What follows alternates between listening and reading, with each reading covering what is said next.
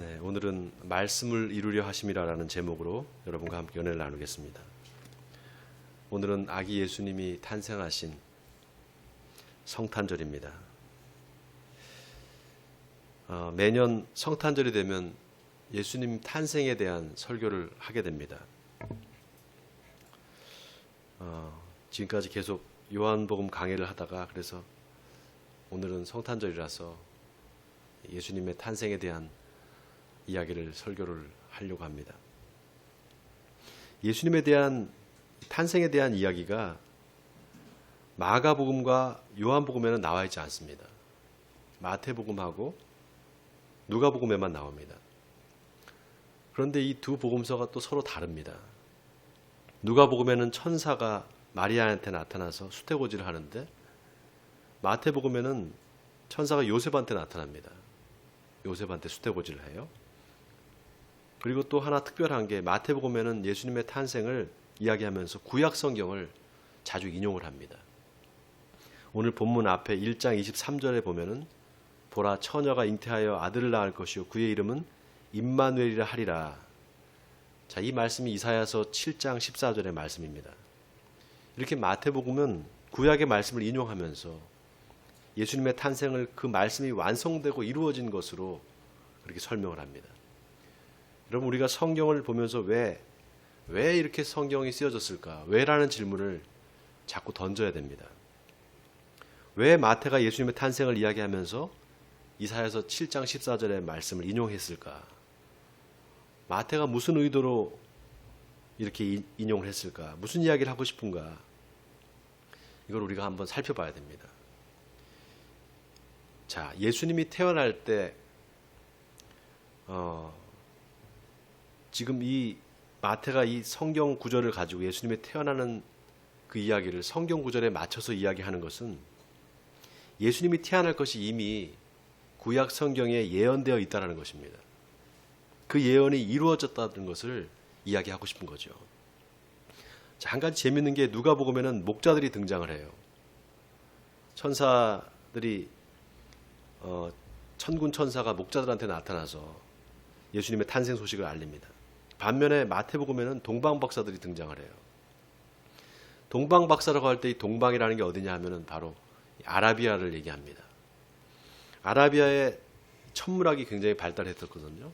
그러니까 동방박사라는 것은 별을 관측하는 천문학자들을 말하는 겁니다. 그래서 마태복음 2장 2절에 보면 동방박사들이 예루살렘에 와서 유대인의 왕으로 나신 이가 어디 있느냐, 우리가 그의 별을 보고 그에게 경배하러 왔노라, 이렇게 말을 합니다. 자, 동방박사들이 와서 유대인의 왕으로 나신 이가 어디 있느냐라고 물으니까 사람들이 웅성웅성 하겠죠. 그리고 헤롯 왕의 교회까지 이 사실이 들어가게 됩니다. 자, 그런데 놀라운 게 헤롯 왕의 반응이 곧바로 대제사장과 서기관들을 불러서 그리스도가 어디서 나겠느냐 이렇게 묻습니다. 왜냐하면 이 헤롯이 그만큼 메시아에 대해서 관심을 갖고 있었다는 겁니다. 그리고 이게 대제사장과 서기관들을 부르면 그 사람들이 성경을 잘 아니까 알겠지 이렇게 생각을 한 거죠. 그래서 그리스도가 어디서 나겠느냐 이렇게 물으니까 대제사장과 서기관들이 유대 베들레헴입니다 이렇게 말을 합니다. 그리고 뭐라고 하는가 하면 기록된 바 유대 땅 베들레헴아 너는 유대 고을 중에 가장 작지 아니하도다. 내게서 한 다스리는 자가 나와서 내 백성 이스라엘의 목자가 되리라 이렇게 말을 합니다. 자, 이 말씀이 어디 나오는가 하면은 미가서 5장 2절에 나옵니다. 베들레헴 에브라다야 너는 유다 족속 중에 작을지라도 이스라엘을 다스릴 자가 내게서 내게로 나올 것이라. 그의 근본은 상고의 영혼에 있느니라. 자, 미가서 5장 2절의 말씀을 대제사장과 서기관들이 인용을 하면서 그리스도가 베들레헴에서 날 거다 이렇게 말을 합니다. 그러니까 헤롯이 동방박사를 궁전으로 부릅니다. 자기 궁으로 불러서 당신들이 가서 그 메시아를 찾으면 나도 가서 경배를 할 테니까 그 장소를 알려달라 이렇게 말을 합니다. 자, 그리고 동방박사들이 베들레헴에 가서 예수님을 만나죠. 그리고 황금과 유향과 몰약을 그 아기 예수에게 선물로 줍니다. 황금은 예수님의 왕권을 상징합니다. 또 유향은 예수님의 신성을 상징하고요. 몰약은 예수님의 죽음을 상징합니다. 자, 그렇게 동방박사들이 예수님을 만나서 경배하고 이제 헤롯한테 돌아가려고 할 때 그날 밤에 꿈에 헤롯한테 알려주지 말아라. 헤롯한테 가지 말라. 그렇게 계시를 받습니다. 그리고 동방박사들이 다른 길로 고국으로 돌아가게 되죠. 자, 그리고 나서 오늘 본문이 이제 시작됩니다. 자, 우리 13절을 우리 같이 한번 본문 13절 같이 읽어볼까요? 네, 13절입니다. 시작. 그들이 떠난 후에 주의 사자가 요셉에게 현몽하여 이르되 헤롯이 아기를 찾아 죽이려 하니 일어나 아기와 그의 어머니를 데리고 애굽으로 피하여 내가 내게 이르기까지 거기 있으라 하시니. 자, 요셉의 꿈에 천사가 나타나서 헤롯이 아기를 죽이려고 하니까 빨리 애굽으로 피신해 있으라고 하죠. 그래서 그 길로 요셉이 아기와 마리아를 데리고 애굽으로 내려갑니다. 그리고 헤롯이 죽을 때까지 애굽에 있게 됩니다. 자, 그런데 보세요. 오늘 본문 15절에 보니까 그게 주께서 선지자를 통해 말씀하신 바 애굽으로부터 내 아들을 불렀다 함을 이루려 하심이라 이렇게 말을 합니다. 자, 여러분 오늘 설교 제목이 뭡니까? 말씀을 이루려 함이니라. 뭘 이루려 한다고요? 말씀을. 하나님의 말씀을 이루려 한다. 여러분 하나님을 말씀하시고 그 하신 말씀을 꼭 이루시는 분입니다. 여러분 이거 아멘입니까? 하나님은 말씀하시고 그 말씀을 꼭 이루시는 분이에요. 그래서 성경은 항상 짝이 있습니다. 여러분 고기 잡는 그물 보셨죠? 고기 잡는 그물. 그물이 어떻게 생겼습니까? 그물이 씨줄과 날줄이 있잖아요. 씨줄과 날줄이 있단 말이죠. 그 씨줄과 날줄을 이렇게 다 연결시켜서 그물코를 만드는 거예요. 이게 두 개가 연결이 돼야지만 그물코가 짜진단 말이죠. 구약과 신약이 꼭 그렇게 그물코처럼 생겼습니다. 그렇게 연결이 되어 있어요. 자, 오늘 본문 15절을 보세요. 헤롯이 죽기까지 거기 있었으니 이는 주께서 선지자를 통하여 말씀하신 바 애굽으로부터 내 아들을 불렀다 함을 이루려 하심이라. 자, 애굽으로부터 내 아들을 불렀다 함을 이루려 하심이라. 이 말씀이 또 어디에 나오는가 하면은 호세아서에 나옵니다. 호세아 11장에 나와요. 자, 우리 성경을 찾겠습니다. 호세아서 11장 1절에서 2절까지 제가 가지고 있는 성경 1266페이지입니다.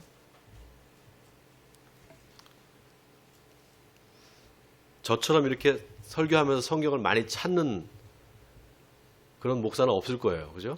네. 여러분들 성경 공부시키는 거예요. 호세아서 11장 1절에서 2절 1266페이지 찾으셨어요?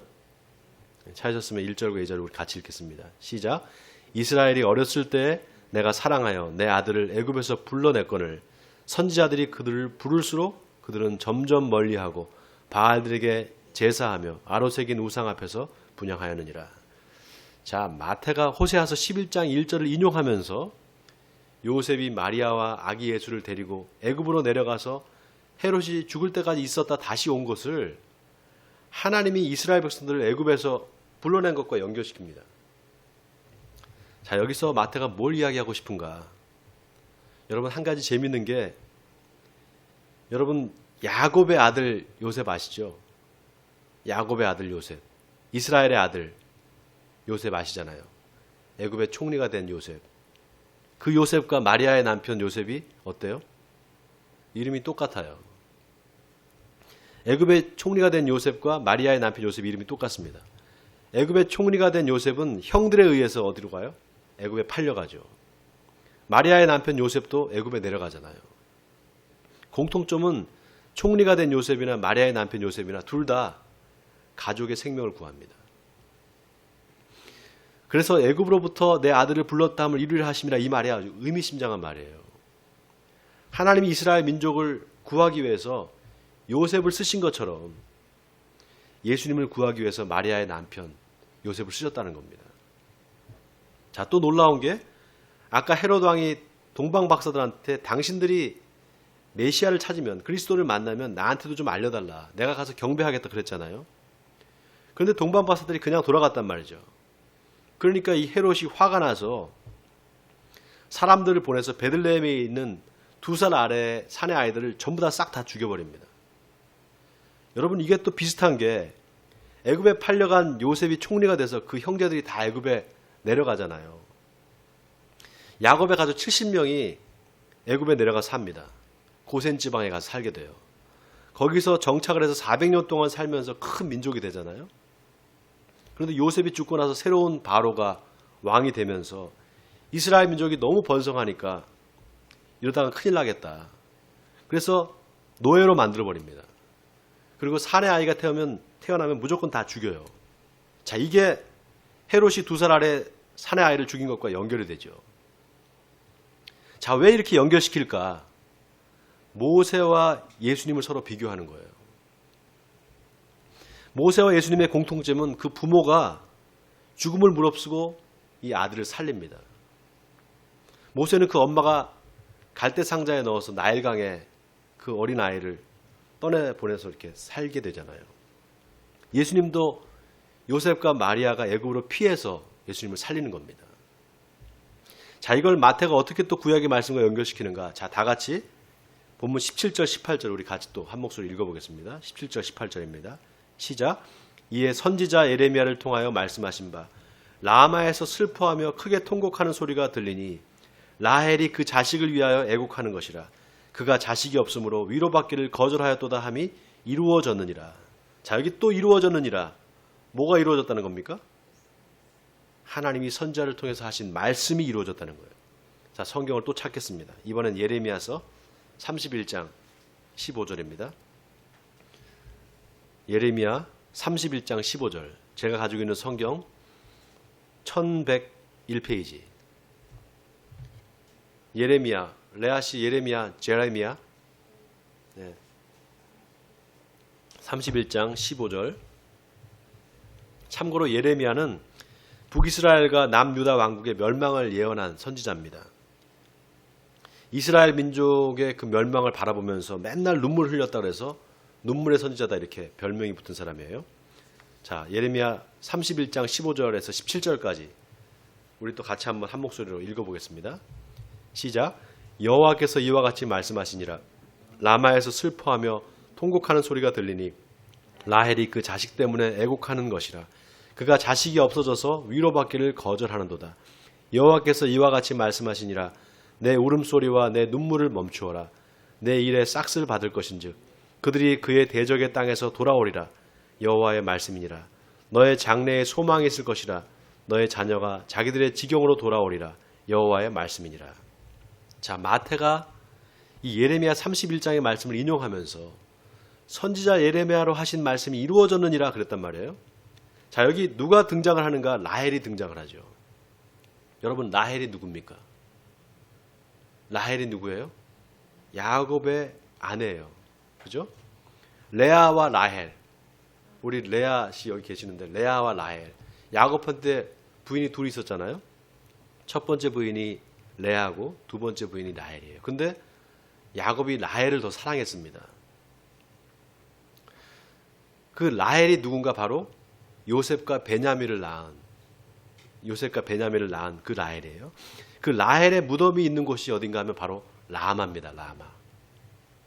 자, 오늘 다시 본문으로 돌아와서 마태복음 2장 15절에 라마에서 슬퍼하며 통곡하는 소리가 들리니 라헬이 그 자식 때문에 애곡하는 것이라.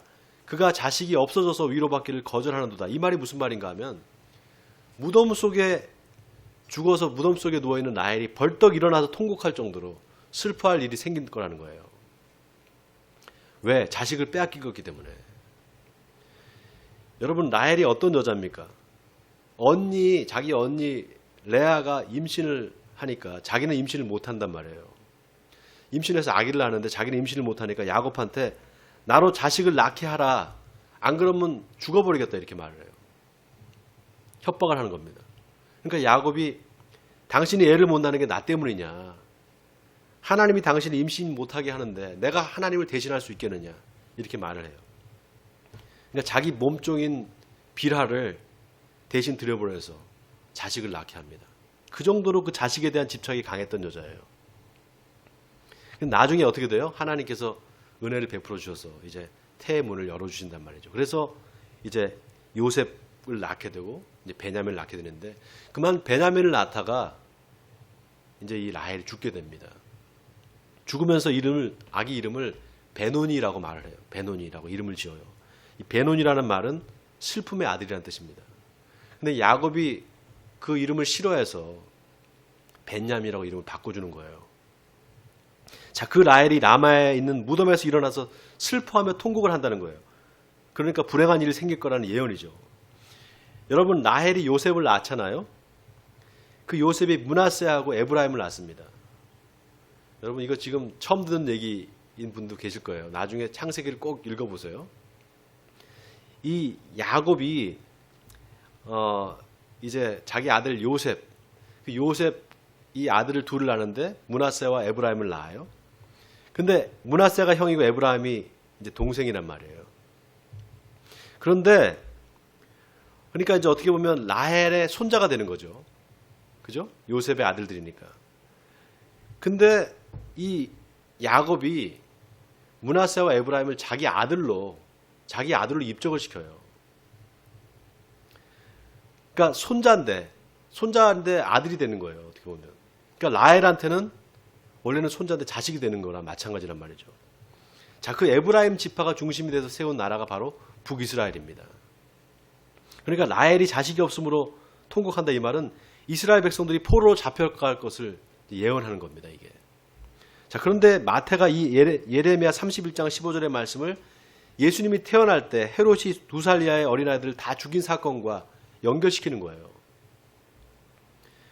여러분, 이제 막 태어난 지 얼마 안 된 어린아이를 빼앗아서 막 칼로 죽인다고 생각해 보세요.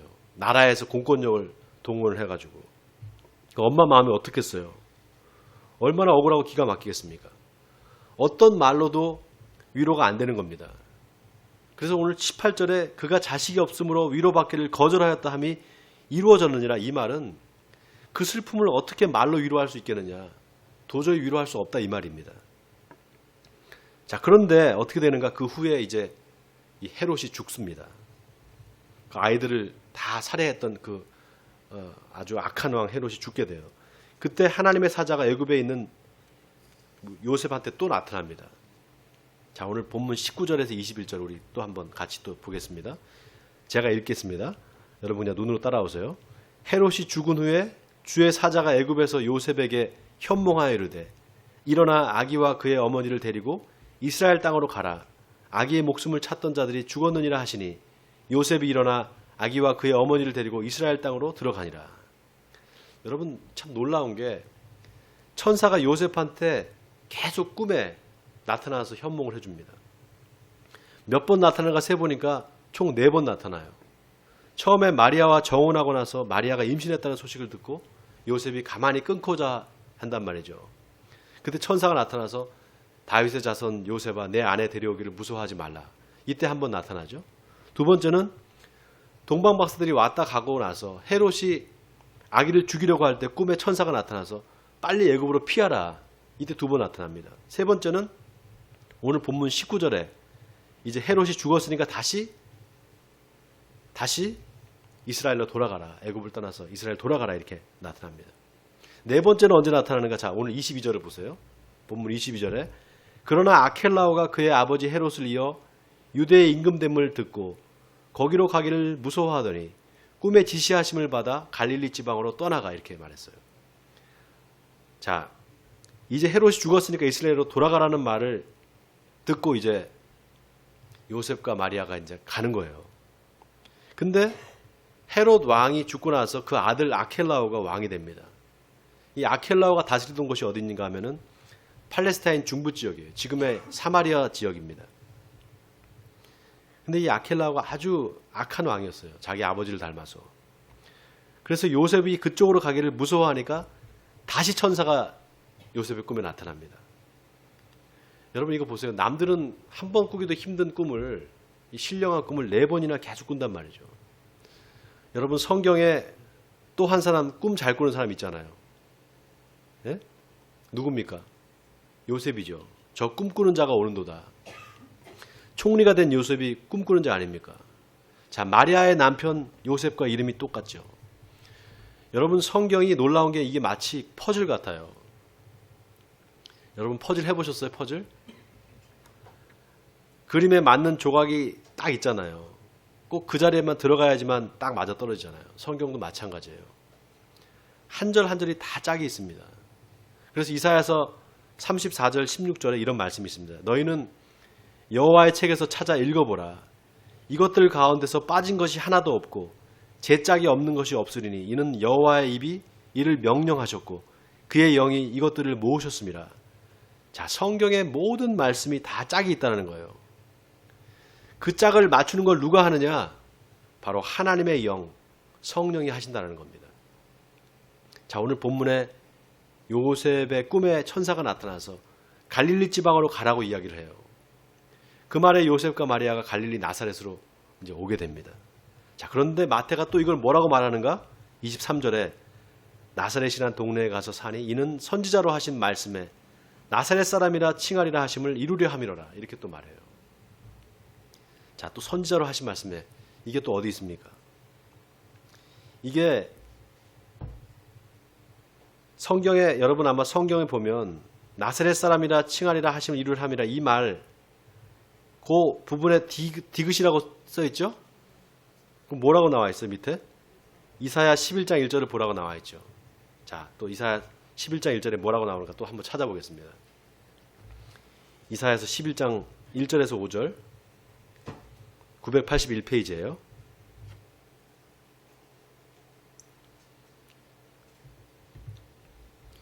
찾으셨어요? 제가 여러분 읽을 테니까 여러분 눈으로 따라오세요. 이새의 줄기에서 한 싹이 나며 그 뿌리에서 한 가지가 나서 결실할 것이요 그의 위에 여호와의 영 곧 지혜와 총명의 영이요 모략과 재능의 영이요 지식과 여호와를 경외하는 영이 강림하시리니 그가 여호와를 경외함으로 즐거움을 삼을 것이며 그의 눈에 보이는 대로 심판하지 아니하며 그의 귀에 들리는 대로 판단하지 아니하며 공의로 가난한 자를 심판하며 정직으로 세상의 겸손한 자를 판단할 것이며 그의 입에 막대기로 세상을 치며 그의 입술의 기운으로 악인을 죽일 것이며 공의로 그의 허리띠를 삼으며 성실로 그의 몸의 띠를 삼으리라. 자, 이 말은 이사야가 이제 메시아가 나을 거다라는 것을 예언한 말입니다. 그런데 아무리 찾아봐도 나사렛 사람이라 칭하리라 하시면 이루려 함이라 이 말이 없어요. 그렇잖아요. 이 말이 안 나옵니다. 그럼 이거 어떻게 된 건가? 여러분 여기 나사렛이라는 이 히브리 말이 나사렛, 나조라이오스라는 말이에요. 나조라이오스. 히브리 말로 음역을 하면 나조라이오스인데 이게 나뭇가지라는 뜻입니다. 나뭇가지라는 뜻의 넷제르라는 말에서 유래된 말이에요. 나사렛이라는 말이. 그러니까 나사렛은 나조라이오스, 즉 나무에서 나온 줄기라는 뜻입니다. 어떤 줄기냐? 이새의 줄기라는 거예요. 여러분 이새가 누굽니까? 다윗의 아버지잖아요. 다윗은 이새의 8번째 아들이었습니다. 그러니까 나사렛 예수라는 말은 이새의 줄기에서 난 예수라 이런 뜻이에요. 저는 놀라운 게 마태가 나사렛이라는 이름을 어떻게 이렇게 이새의 줄기와 연결시킬 생각을 했을까? 저는 이게 참 놀랍다고 생각해요. 사실 나사렛은 지명의 이름이란 말이죠. 장소의 이름입니다. 어떤 마을 이름이잖아요. 여러분 빌립이 나다나엘한테 모세가 율법에 기록하였고 여러 선지자가 기록한 그 일을 우리가 만났으니 요셉의 아들 나사렛 예수니라 그러니까 그렇게 말한단 말이죠. 그러니까 뭐라고 합니까? 나사렛에서 무슨 선한 것이 날 수 있겠느냐. 똑같이 성경을 읽었는데 빌립은 나사렛 예수가 메시아가 아니냐 이렇게 말을 하는데 나다나엘은 나사렛에서 무슨 선한 것이 나겠느냐. 완전히 생각이 다르죠. 완전히 관점이 달라요. 자, 그런데 마태는 나사렛 예수라는 이름을 이사야 11장 1절에 이새의 줄기에서 한 싹이 날 것이다. 여기서 찾은 거예요. 여러분 놀랍지 않습니까? 똑같이 성경을 보는데 어떤 사람은 그 말씀이 의미하는 바가 보이는데 어떤 사람은 그게 안 보이는 거예요. 자, 마태가 오늘 본문을 통해서 뭘 이야기하고 싶은가? 예수님이 이 땅에 오신 것이 다른 게 아니라 하나님이 당신의 하신 말씀을 이루기 위함이라는 겁니다. 여러분 아멘입니까? 여러분 예수님이 어느 날 갑자기 예고 없이 세상에 오신 게 아니었어요. 수백 년 아니 수천 년 전부터 하나님이 계속해서 말씀을 하셨습니다. 메시아를 보내줄 거라고. 시대마다 선지자들을 통해서 계속 말씀하셨어요. 여러분, 이 성경이 40명의 저자에 의해서 1500년 동안 쓰여졌습니다. 서로 다른 저자들에 의해서 1500년 동안 쓰여졌어요. 근데 내용이 다 일관되게 하나예요. 바로 예수 그리스도에 대한 이야기입니다. 그 말씀이 하나님의 때에 이제 이루어지는 거예요. 바로 말씀이 육신이 돼서 세상에 오시는 겁니다. 자, 오늘 본문에서 마태가 전하는 예수님의 탄생에 대한 이야기가 우리에게 주는 메시지가 바로 여기 있습니다. 하나님의 말씀은 반드시 이루어진다는 겁니다. 그러니 다른 걸 믿지 말고 뭘 믿어야 된다? 말씀을 믿으라는 거예요. 지난주에 아버지께 듣고 배운 사람마다 다 내게로 오르니라 그랬죠, 예수님이. 자, 그 아버지께 듣고 배웠다는 게 뭘 얘기한다 그랬습니까? 하나님의 말씀을, 성경 말씀을 믿고 그 말씀대로 살려고 하는 사람은 다 내게로 온다, 이 말이라 그랬잖아요. 그래서 예수님이 오실 때 모든 사람이 다 예수님을 환영한 게 아니었어요. 예수님이 오시는 그때. 그래서 예수님의 탄생을 알리는 천군 천사들이 지극히 높은 곳에서는 하나님께 영광이요, 땅에서는 하나님이 기뻐하시는 사람들 중에 평화로다 그랬습니다. 하나님이 기뻐하시는 사람들 중에 평화로다. 이 말은 땅의 모든 사람들이 다 기뻐하지 않는다는 거예요. 오직 하나님이 기뻐하신 사람들만 예수님의 탄생의 의미를 깨닫게 된다는 겁니다. 지금도 마찬가지입니다. 메리 크리스마스 형식적으로 축하 인사를 하지만 정말 예수님을 기다리는 사람은 많지 않습니다. 여러분 보세요. 예수님이 오실 때도 그랬잖아요. 예수님이 오시니까 죽이려고 하잖아요, 사람들이. 헤롯이 죽이려고 했고, 또 제대제사장, 서기관, 바리새인들이 어떻게 했습니까? 못 잡아먹어서 안 달렸잖아요. 성경을 읽고 그 성경을 공부한다는 사람들이 예수님이 왔는데 예수님이 누군지도 몰라보고 알아도 그들을 예수님을 죽이려고 했단 말이죠. 사랑하는 성도 여러분, 앞으로 세상은 점점 더 악해질 겁니다. 제가 분명히 예언하는데 점점 더 악해질 거예요. 그리고